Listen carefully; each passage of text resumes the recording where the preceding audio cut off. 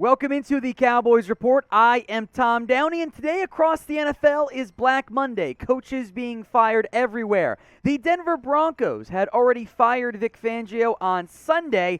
Now their interview requests are going out, and they're looking hard at both of the Dallas Cowboys coordinators. First up, Kellen Moore. The Broncos have formally requested an interview with Moore, which we'll see when exactly it ends up getting done. Could be a virtual one in the end, since the Cowboys have playoff prep to focus on, and that will be the focus, make no mistake, for both Cowboys coordinators in the midst of a playoff run. Kellen Moore is going to draw plenty of head coaching interest this year. I highly doubt this is the last of the head coaching interview requests he ends up getting, given that he's already, of course, had one with the Jacksonville Jags as well. Let's go to Denver now, as George Paton, I almost made the joke there. He has also issued a request for Dan Quinn, the Cowboys defensive coordinator, and this is the one to monitor, I think, the most specifically for the Broncos job. Quinn and Paton have worked together in the past. They like each other. Paton, I misspoke. Quinn is a very real candidate for the Denver Broncos head coaching job. In total, 5 interview requests have gone out. Dan Quinn, Kellen Moore, both Cowboys coordinators. Inside linebackers coach Gerard Mayo, viewed as a promising young rising coach on the Patriots staff. Nathaniel Hackett over in Green Bay, their OC. And Eric Bieniemy, the Chiefs offensive coordinator as well. Folks, we'll see what happens as the coaching carousel moves on. But there is a very real chance the Cowboys could lose one or both of their coveted coordinators this year in the NFL head coaching cycle. This is what happens when you have a good team. Other teams want to poach your good coaches, as it specifically relates to the Denver Broncos. Losing Dan Quinn to them is the one I worry about. That's the job that I'm concerned about for Dan Quinn. There's the familiarity and the apparent desire to work together. That stems back to when Dan Quinn first got hired by the Falcons. He had interest in going with Paton to the Minnesota Vikings.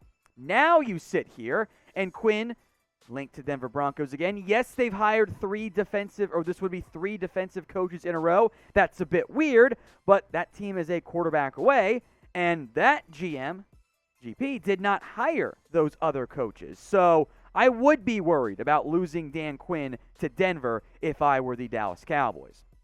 Now, let's say hypothetically, you can only keep one of these 2 guys, because you can't promote both the head coach if that's the route you want to go, although make no mistake, Jerry will open up that checkbook. Who would you rather keep? KM for Kellen Moore, DQ for Dan Quinn. This is going to be the pinned comment on today's video, so if the ad break comes on YouTube, go take advantage of it. Flood the comments with your votes. KM for Kellen Moore, DQ for Dan Quinn. Some injury news and notes. Finally, an update on the status of Keanu Neal. It did end up coming on Monday instead of Wednesday. Sounds pretty good for Keanu Neal. Expected to do some work this week for the Dallas Cowboys. Suffered an arm/shoulder injury against the Eagles. Dallas doesn't have much depth. They're going to be okay here, though, folks. I'll also make note right now of the COVID updates that came through for Dallas. Head coach Mike McCarthy said today at his press conference that he's feeling good about all the Cowboys coming back by Thursday is the date he had in mind. Maybe a little bit later for Jayron Kearse, also battling a hamstring issue. We will see on that front. But Tyron, Micah, Anthony, I think Kearse as well. Timing should work out pretty well. They should be back with the Dallas Cowboys in plenty of time for their playoff run. And if you want to bet on the Cowboys to make a playoff run, I did bet on them, had pretty good Super Bowl odds, plus 1,200. I did it already. BetUS is the way to go. Chatsports.com/bet. Promo code Cowboys125. 125% deposit bonus when you guys put down $100. Yesterday, we previewed the Cowboys-Niners playoff matchup. I was wrong on the line. I thought 5, 5.5, 6, only a 3-point favorite are the Dallas Cowboys against the Niners. I already took them -3. You want to join me? Do it with BetUS. Chatsports.com/bet. Promo code Cowboys125. Let's go to Tony Pollard now. He missed last week with a foot injury.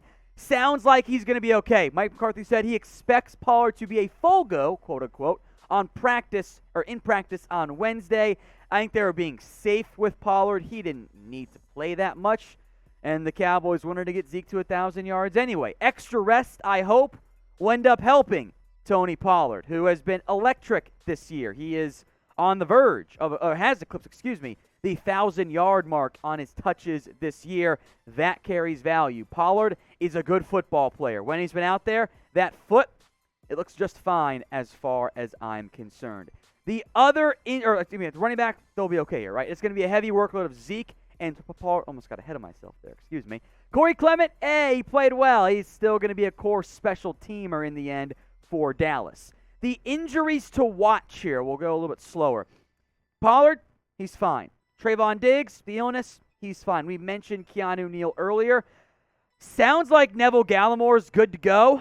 We'll get the practice report on Wednesday. We'll get an exact update then, but haven't heard anything bad on that front. Randy Gregory only played 10 snaps in the final game. He was not right. He was limping pretty clearly. Come Wednesday, Mike McCarthy says he's going to be good to go. So Dallas overall looking pretty healthy at the current moment. And, one more thing before I forget. Several of the players who, A, some already have, B, more will continue to do so, are going to be staying hotel at the Star and bubbling up to help make sure the COVID does not spread and impact their playoff hopes. Back to Pollard, though. What's your concern level over him right now? I'll put you at least have to say 1, but that's pretty much where I'm at. I'm really not concerned about Pollard whatsoever, but I want you guys to sound off for me in the comments. Let's talk about the kicker. Fans cited throughout the idea of what if you sign Forbath and keep Greg Zuerlein? I said his name. And keep the kicker on the roster. It's brutal. I'll do a shot for you guys later. Don't like it? Pick one. You don't need 2 kickers on your roster. Forbath, by the way, strangely enough, has not played in the NFL at all this year. His career numbers are not elite. 86.4% on field goal attempts, below 94% on extra points. It's not exactly fantastic production.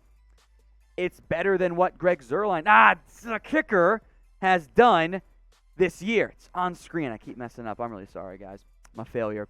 The kicker is a problem. And, by the way, he's hitting the exact same field goal percentage he did last year. We just didn't care enough about the kicker because the team was bad.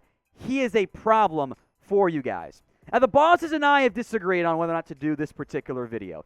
Do you want a replacements video for the kicker? His name, right up there.